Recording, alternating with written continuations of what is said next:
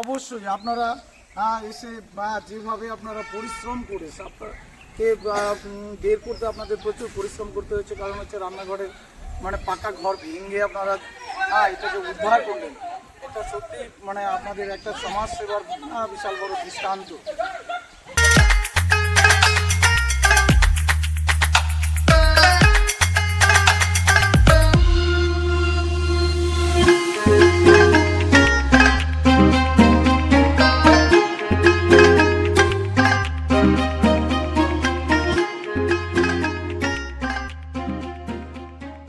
জলদি চলে যাবে কোথায় দিচ্ছিলেন এই জন্য কোন দিক দিয়ে বেরোয় বলেন তো? এদিক দিয়ে বেরোবে? বড়টা বেরোয়? ও বাচ্চা এখানে ছিল, এখানে জল দেওয়া হচ্ছে।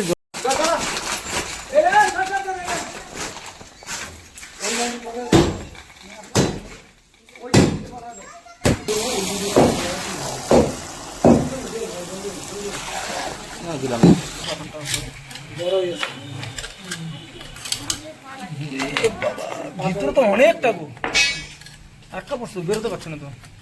না না শব্দ করছে গো, বিষাক্ত বিষাক্ত।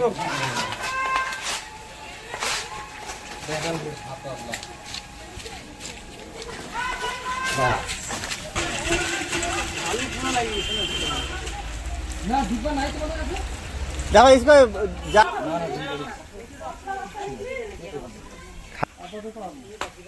আর তো বুঝে যাচ্ছে না, দেখলে বুঝে যাবে বাচ্চা থাকে।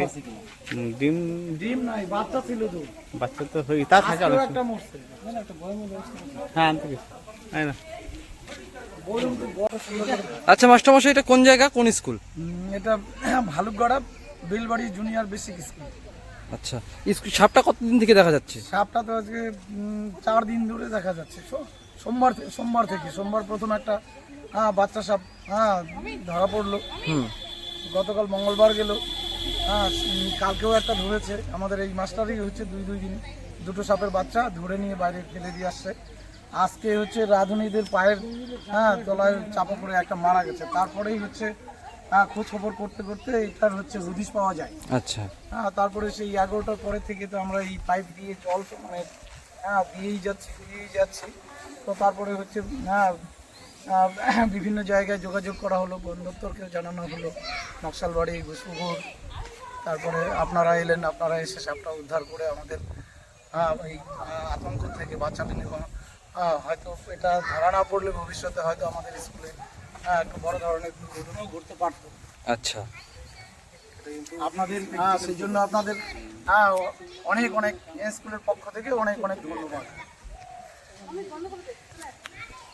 ঠিক আছে, তাহলে এমনই যদি কোনো রেস্কিউ থাকে তাহলে আমাদেরকে অবশ্যই জানাবে।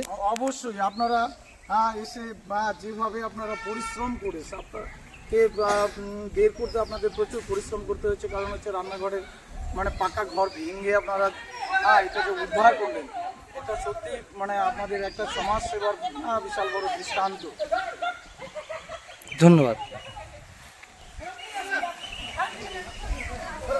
স্কুলে তো অনেক ছোট ছোট বাচ্চাও রয়েছে, প্রচুর। আমাদের হচ্ছে 177 জন ছেলে মেয়ে আছে। আজকে 127 জন প্রেজেন্ট ছিল। তো সেই ক্ষেত্রে হচ্ছে আজকে যে কিভাবে বাচ্চাদের সামলিয়েছি, এই ছোট ছোট বাচ্চাদের একদম ক্লাস থেকে বেরোতে দিই নাই। সারাক্ষণ ওদের আটকে রাখতে হয়েছে। আর হচ্ছে 3-4 জন মিলে এই সাপটাকে যাতে বাইরে বেরিয়ে না যেতে পারে, কোনো মানে কারো অলক্ষ্যে হয়তো সাপটা বেরিয়ে গেল, তো সেটাও বেরোতে দেওয়া হয়নি, আটকেই রাখা হয়েছে। একদিকে যেমন আমরা কিছু সংখ্যক শিক্ষক হচ্ছে ছেলে মেয়েদের আটকে রেখেছি, আরেকদিকে হচ্ছে কিছু সংখ্যক টিচাররা আমরা মানে সাপটাকেও হচ্ছে আটকে রেখেছি। আচ্ছা, আপনারা এসে যে বড় কাজটা করে দিলেন, এটা সত্যি খুব আপনাদের মানে প্রশংসার দাবি রাখি। আপনারা কোথা থেকে আসছেন? আমরা আসছি বিধাননগর থেকে। আমাদের এনজিও আছে, আমাদের এনজিওর নাম বলো? Bidhannagar animal rescue organisation.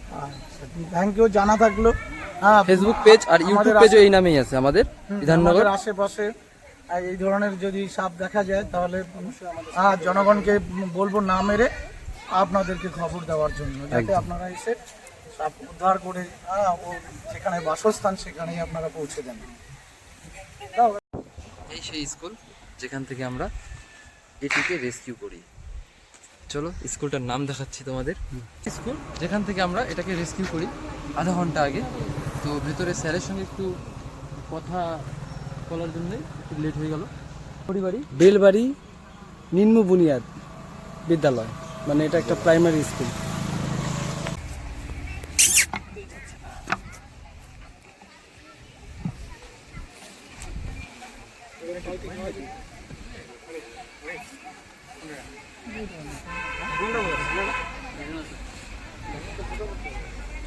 ঢাকনা ফুটা করে দিচ্ছি, সমস্যা নেই। খালি বানটা না তো এখন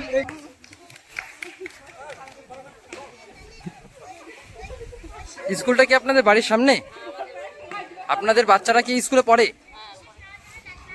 তো আমরা যে সাপটা ধরে নিলাম, আপনাদের কেমন লাগছে? বিপদ মুক্ত হলেন। যাই হোক, এরকম যদি আপনাদের বাড়ির আশেপাশে কোথাও দেখা যায় তাহলে আমাদেরকে অবশ্যই খবর দেবেন না মেরে, কারণ এরকম বন্যপ্রাণী খুব কমে গেছে। তো এদেরকে বাঁচানোর জন্যই আমরা এই কাজে নেমেছি।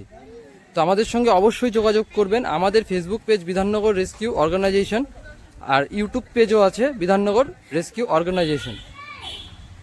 ধন্যবাদ।